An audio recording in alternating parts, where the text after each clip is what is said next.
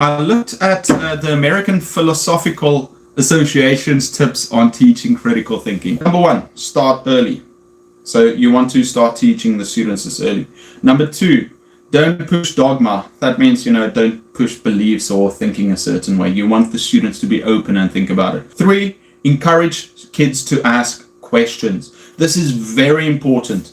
I think someone once said that, if you're asking the students questions, ask them why 5 times. Why?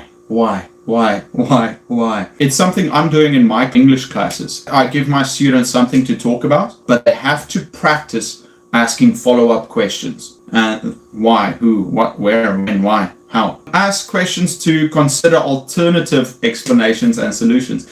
Students are going to come up with some weird answers, but we should embrace it and we should say, okay, that's fine. That's exactly what we want. Sometimes we just have to refine their answers and push it in a certain direction.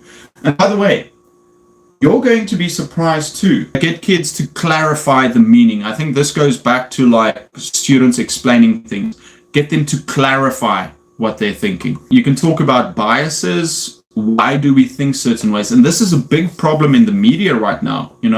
I see it on Facebook happening all the time as people build up these arguments and they attack people on what they think. And obviously they've got these biases. If they said, yeah, I'm thinking this way because of this, I would say, okay, well, that's a fair point. But these days people just want to show that someone else is wrong and they're right instead of thinking of the different ways. Yeah, don't only focus on factual and academic matters. Yeah, make it personal, make it about emotions and cravings. Think about other things than just purely facts. That can actually make it special to them. We have to understand that critical thinking is one of the best things we can use in the classroom. It is something we have to practice teaching too. So I would say during this week, find an interesting thing, a lesson that you have to do, and start employing some critical thinking.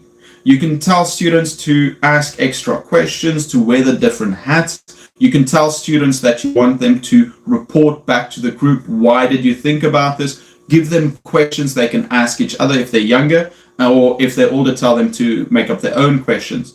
Get them to relate it to their own personal experience and make them start thinking and making connections between the lesson that you want to teach them. How can we do it? We should start encouraging students to ask open-ended questions, right? Not just yes or no questions. We want to ask why, who, what, where. Make sure that there is that the students know that there's no wrong or right answer, right? So many times the teacher is so fixated on what the right answer is that we sometimes forget that, wow, man, we're basically forcing these kids into thinking one way when there are all these beautiful other alternatives.